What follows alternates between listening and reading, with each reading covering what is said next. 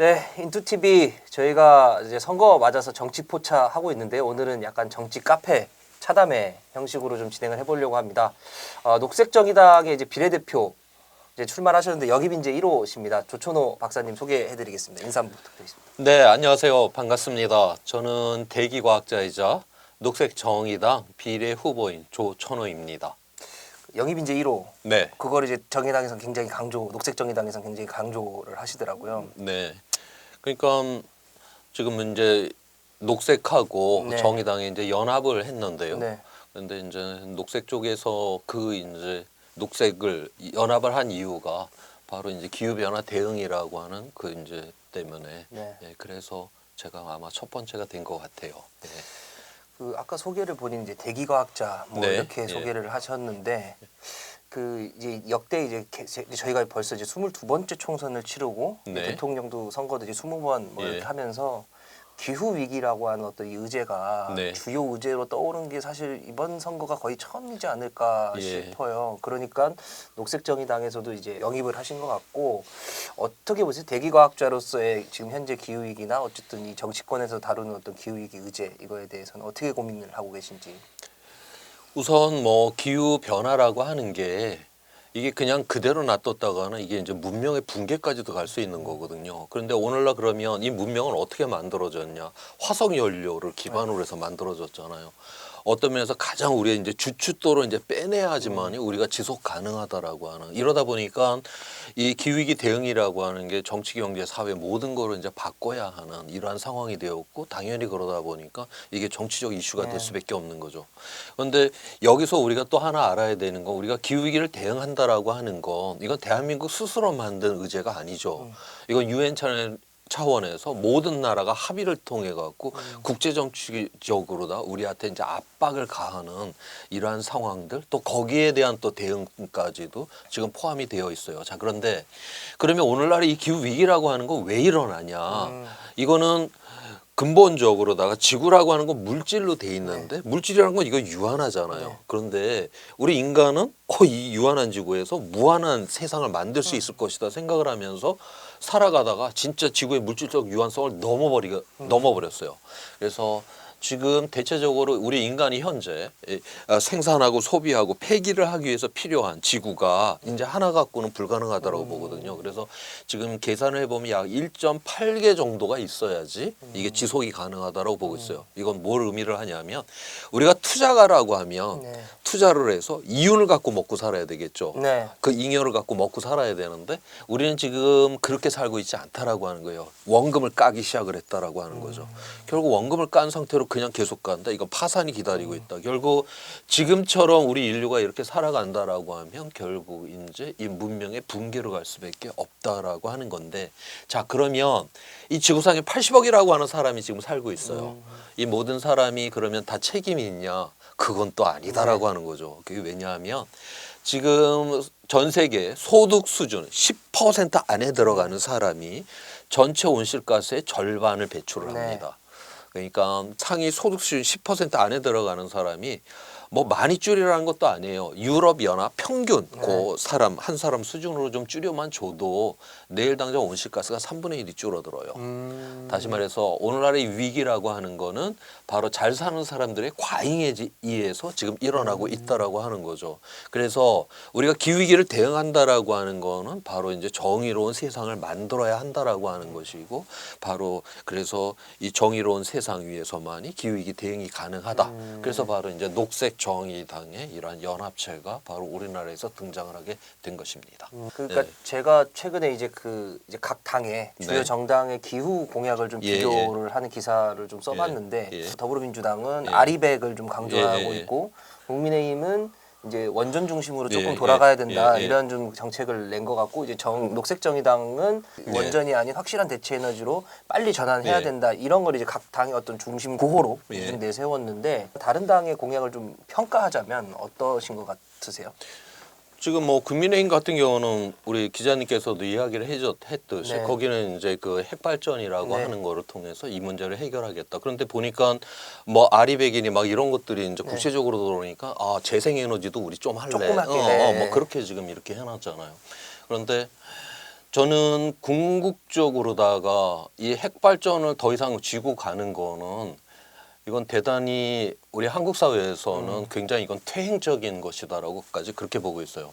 우리가 이제 보통 핵발전 이러면 예전에는 아 이거는 위험하잖아. 네. 예, 그런 이야기. 그다음에 그래도 전기구가 어떻게 살아 또 혜택. 그래서 위험이냐 혜택이냐 그 논쟁이 이제 있었다라고 보고 물론 저는 우리 세대는 핵발전을 돌려서 이렇게 에너지를 쓰는 혜택, 편익을 보았지만 근데 거기서 핵 폐기물이 나오는데 네. 이 핵 폐기물은 이제 수만 년 동안 그냥 가잖아요. 그쵸. 그러면 우리의 후손들은 아무런 이익도 없이 그런 어떤 위험을 그냥 끌어안고 산다. 어떤 면에서 우리가 성찰적으로 이거는 끊임없이 우리 안에서 우리 사회 안에서 이건 논쟁이 돼야 되는 측면이다라고 저는 생각하고는 있어요. 지금부터는 우리가 이거를 좀 한번 이게 이제 비용과 효과, 시장의 논리로 한번 보자라고 하는 거죠. 그래서 지금 대한민국이 보면 뭐 우리가 지금 먹고 살고 있는 거, 뭐 전자 그렇고 기계 그렇고 뭐 화공 뭐 이런 분야들 처음 시작할 때는 정부가 많이 융자도 해주고 연구소도 만들고 뭐 했잖아요. 그런데 지금 다 보면 기업들이 자기네들이 다 연구소 갖고 지들이 투자 자금 모아서 다 그렇게 해갖고서 네. 다 이제 그렇게 먹고 살고 결국 네. 그걸 갖고 우리 이제 또 시민들도 또 먹고 살고 네. 있는데 핵발전은 보세요. 여기서는 단 한 번도 그 핵발전 업계가 자기네들이 투자 자금을 모아갖고서 뭘 그런 걸 만들어 본다라든가 이런 거 전혀 못합니다. 네. 이건 시장의 논리가 안 되는 거예요. 항상 정부 세금으로다가 그런 발전소를 만든다라고 하면 지들은 들어와서 시공만 하잖아요. 그렇죠. 뭔가 문제가 생긴다 해도 책임질 것도 아무것도 없어요. 그렇고 그다음에 수많은 그 원자력 연구소들 다 그거 세금으로 다 유지되지 않습니까? 지금 대한민국에서 원자력이 1970년대 말에 처음 하나 그렇게 했는데 네. 그럼 산업으로 따지면 지금 40년이 지나간 거예요. 네. 다른 산업들은 40년이면은 다 그렇게 독자적으로 다 그렇게 알아서 네. 다 해서 우리 그 국민들을 다 먹여 살리는데 그러니까 나이 40이 먹었는데도 맨날 엄마 아빠한테 투자 자금 달라 어디에 가게터 하나 얻어달라 이렇게 퇴행적인 사업인데 갑자기 SMR이라고 하는 소형 그 모듈 그쵸.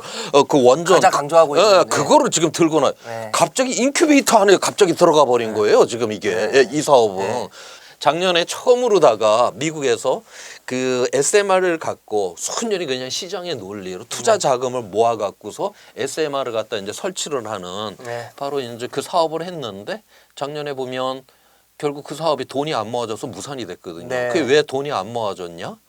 궁극적으로다가는 시장성이 없다. 시장성이 다른 그 어떤 전력 지금 가스 발전소가 가장 비싸다라고 했는데 네. 그 SMR을 하다 보니까 그 저기 가스 발전소보다 더 비용이 큰 거예요. 아. 결국 시장의 논리로 던져 놓으면 결국 원전은 결코 살아남을 수 없는 결국 우리의 세금만으로다가 겨우겨우 유지가 되는 이러한 산업. 그래서 이제는 그 우리가 이 국힘의 그 논리는 이제 비용 효과, 시장의 논리로다가도 네. 그건 말이 되지가 않는다라고 저는 그렇게 보고 있습니다. 그러니까 시장 논리를 가장 주장하는 국민의힘이 낸 정책 자체가 시장성이 가장 없는 정책일 것이다. 이렇게. 원전 사업은 시장성이 하나도 없다. 없는 그건 뭐 자본주의도 아니고 오직 국가 경제적인 지금 열심히 하는 나라들이 러시아, 중국 이건 제대로 된 이런 자본주의 시스템이 도는 나라가 아니잖아요. 그렇죠. 국가 경제적인 이런 시스템에서나 이걸 버텨낼 수가 있고 있는 그러한 시스템들이다라고 좀 그렇게 보고 그러면 있어요. 이제 사실 민주당 쪽에서는 아리백을 강조한단 말이죠. 네. 그러니까 아리백은 이제 그 어떤 일정 부분 이제 그 재생에너지를 이제 그 일정 수준 이상으로 끌어올려야 되는데 아리백이라고 하는 그 어떤 구호는 있지만 뭐 구체화된 목표가 없는 건 아니냐 이런 비판들도 좀 있는데 그거에 대해서는 어떻게 생각하세요?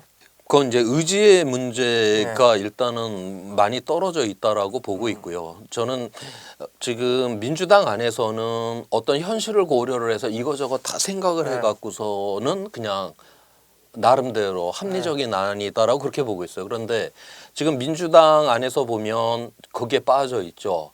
지금 핵발전에 대한 이 언급이 없어요. 없죠. 예, 없습니다. 그러니까 숨기려고 그러고 이걸 피하려고 그러고 그러니까 네. 이거를 하나의 국가의 아젠다로 잡고서 이 문제를 해결을 하려고 하는 게 아니라 그냥 피하고 도망만 가려고 하는 이러한 자세를 취한다라고 하는 거.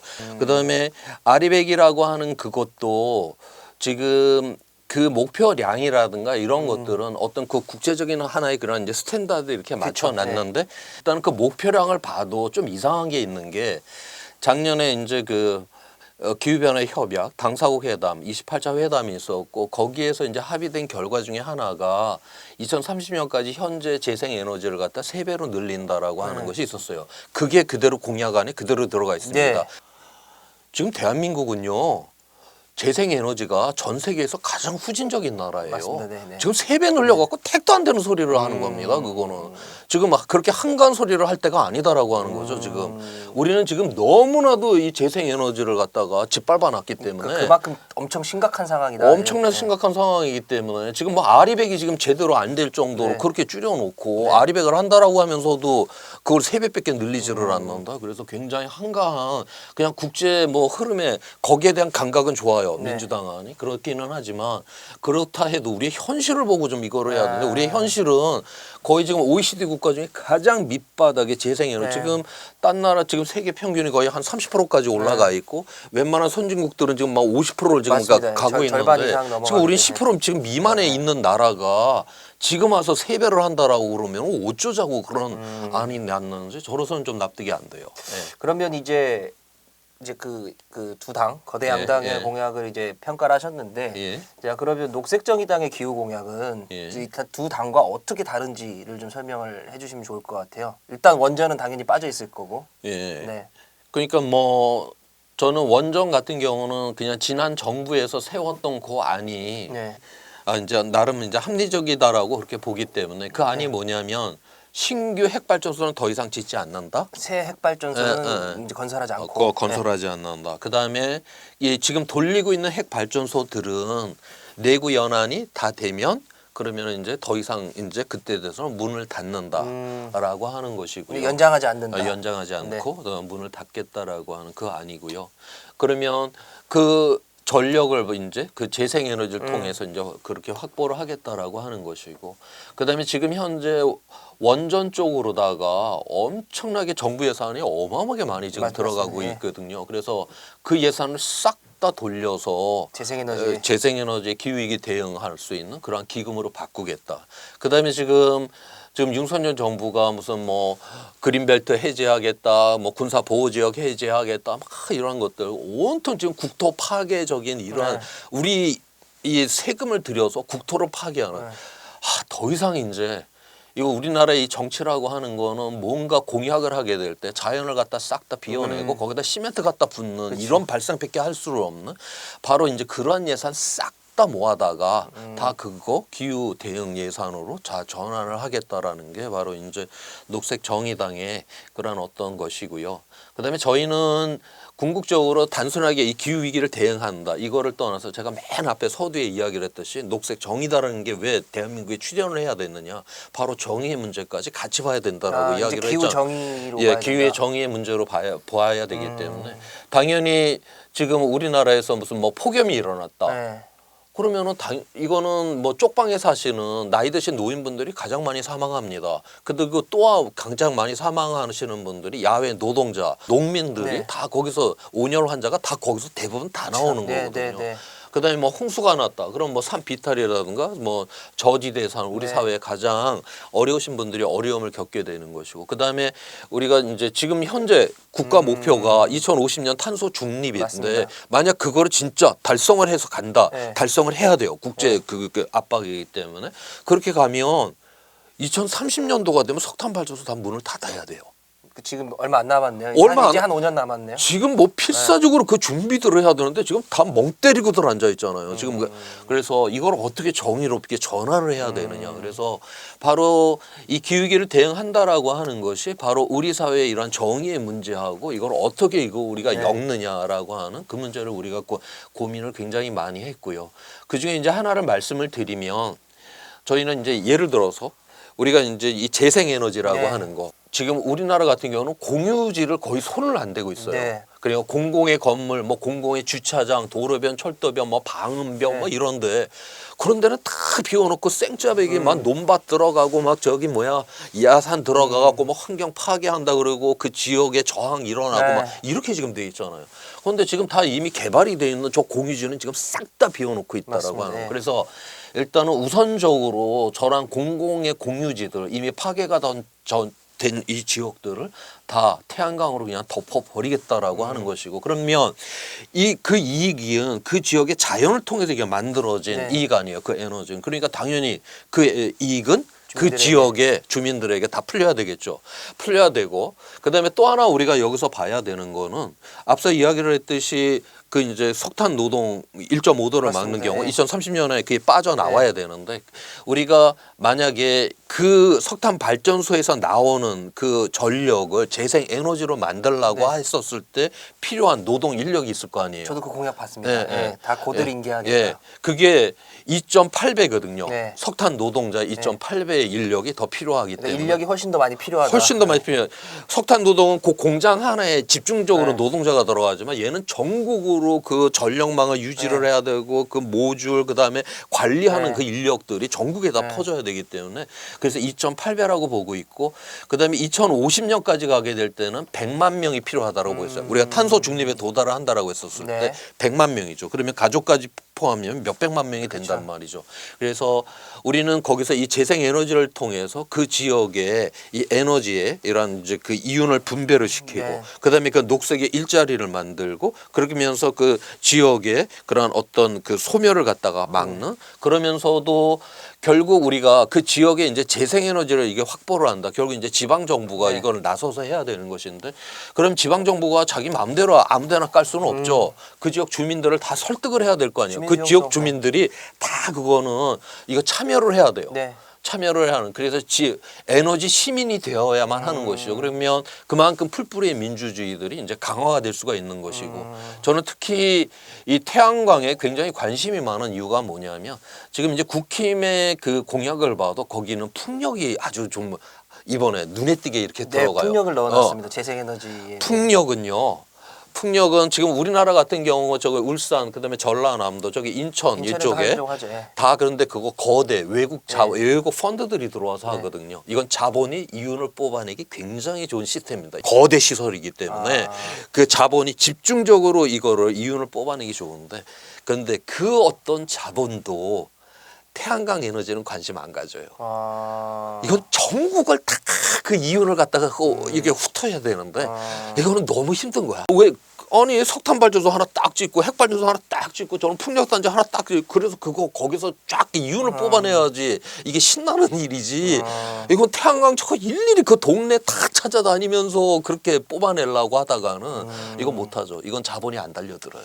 아. 저는 근본적으로 이거는 굉장히 민주적인 에너지다. 아. 그래서 여기에는 바로 우리가 이거를 갖다 전국에 그렇게 깔아서 여기엔 들어가는 그 노동자들, 네. 아까 100만이라고 그 가족이 있고, 그다음에 그 협동조합에 그런 참여되는 인원들, 그다음에 그 지역에 또 그런 분배를, 그 수백만 명이 될 것이다. 저는 여기에 한번 이것이 바로 우리 녹색 정의당이 새롭게 구축을 해나가. 그래서 이제 녹색 정의당이 이제 이런 공약들을 가지고 이제 정의로운 전환을 하겠다라고 예. 이제 하는 거잖아요. 그렇죠. 예. 그래서 제가 그냥 하나의 예를 이제 들었는데, 네. 우리는 그래서 이러한 시스템을 만들어 갖고 이러한 선순환 구조 안에서 바로 우리는 새로운 공동체까지 가고자 하는 것이 바로 녹색 정의당의 기후 대응 공약입니다. 네. 예. 그 지금 이제 한 3, 40분 정도 이제 이 박사님이랑 인터뷰를 예. 했는데, 조천호 박사님을 모르시더라도 예. 이 문장은 알 것 같아요. 교수님이 이제 쓰셨던 지구는 지구를 파괴할 수 아니 그거는 그 프랑스의 그 유명한 그 작가 예. 있잖아요. 나는 나를 파괴할 예. 권리가 있다. 그거 그냥 그거를 이제 패러디해서. 했는데 예. 그 단어가 사실 굉장히 센세이션을 일으키긴 했었어요. 예, 제가 그런 거 남의 거 잘 갖다 씁니다. 네, 예. 그건 어떤 뜻이었어요? 그러니까 지금까지는 우리가 지구라고 하는 거는 문명을 건설하기 네. 위한 하나의 그냥 수단적인 그런 측면으로 봤잖아요. 거기에 대한 지구의 반응성이다라고 하는 거죠. 이게 지구의 물질적 이제 유한성을 넘어서는 순간부터는 이제 지구가 이제 우리 인류 문명의 수단이 아니라 네. 얘가 주인으로 등장을 한다라고 하는 거죠. 이제 주인으로 등장을 했었을 때 그러면 지구가 어머니처럼 우리를 보듬어 주냐? 그게 아니라 지구는 자기를 스스로 파괴할 권리가 있기 때문에 그냥 우리의 문명 자체를 때리는 것으로 아마 등장을 하게 될 거다. 이제 그래서 지구는 지구를 파괴할 권리가 있다라고 하는 그 표현을 그래서 한번 그렇게 써봤어요. 굉장히 이제 경고성 예, 이제 예. 멘트셨던 그러니까 지구가 주인으로 등장한다. 우리는 지구를 이제 항상 우리의 수단이고 그쵸. 아마 마음껏 그냥 써도 되는 이런 네. 것처럼 여겼는데 결코 얘는 그러한 상황은 아니다라고 하는. 예. 그러니까 특히 이제 기후라고 하는 아젠다 그리고 이제 지구를 걱정하는 이런 연령층이 낮아지고 있잖아요. 뭐냐면 예, 예. 이제 자기가 앞으로 살아갈 예, 예. 지구, 예. 자기가 앞으로 살아갈 어떤 그 기후 이제 요거에 대해서 걱정을 많이 하고 있기 때문에 이제 아까 그런 말씀도 하신 것 같은데 좀 정리를 좀 해보자면 이때 좀 제가 이제 여러 개 여쭤보기도 했고 해보자면 마지막으로 그 이제 박사님이 녹색정의당을 왜 지지를 해야 되는지에 대한 어떤 뭐 한마디를 더 하셔도 좋고 아니면 이 기후 위기에 대한 어떤 얘기를 좀 더 하셔도 좋고 편하게. 이거는 굉장한 새로운 이야기이기도 해요. 네. 그러니까 이 2018년에 이제 툰베리라고 하는 소녀가 스웨덴 의사당 네. 앞에서 골판지 하나에다가 네. 기후위기 대응하라 그러면서 이제 그걸 써놓고서 그렇게 있었잖아요. 근데 이제 뭐 금요일마다 학교를 안 갔으니까 그러고 있는데 이게 이제 조금씩 언론에서도 조금 이제 알려지고 네. 그러면서 학생이 또 몇 명 거기 또 옆에 붙기도 하고 네. 뭐 교육 당국이라든가 이런 데서는 좀 난감하죠. 네. 이 학생이 학교를 안 가고 매주 금요일마다 이제 그렇게 네. 기후위기 대응하라고 있으니까 결국 거기에 대해서 툰베르가 뭐라고 대답을 하냐면 내가 학교를 돌아가서 공부를 열심히 해서 훌륭한 사람이 된자 치자. 그런데 지금 내가 어른이 되었을 때는 이 세상이 너무나도 이 기후위기 때문에 불안한 세상이 되었을 텐데 그때 나 홀로 훌륭한 사람이 된다는 게 이게 뭔 의미가 있냐. 다 필요 없고 나는 다만 내가 어른이 되었을 때 그 세상이 안전하고 좋은 세상이 되기를 바란다. 네.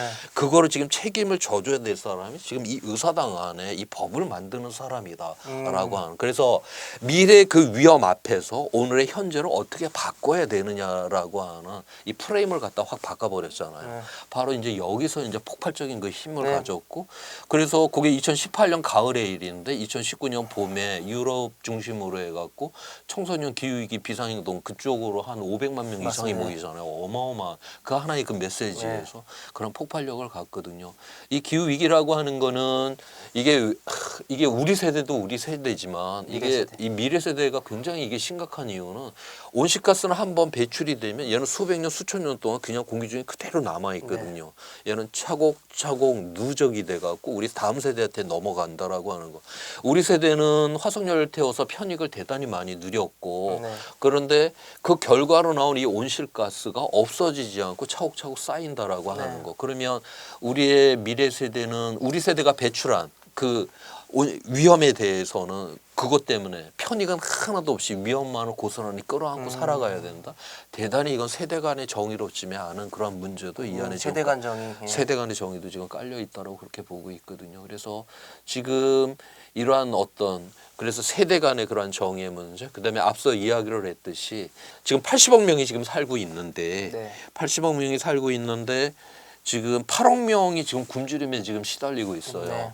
그런데 우리는 생산하는 식량의 3분의 1을 지금 쓰레기로 지금 내다 버립니다. 네. 그다음에 지금 이 80억이 충분히 쓸 만한 이 생필품 이상을 지금 다 생산을 해내요.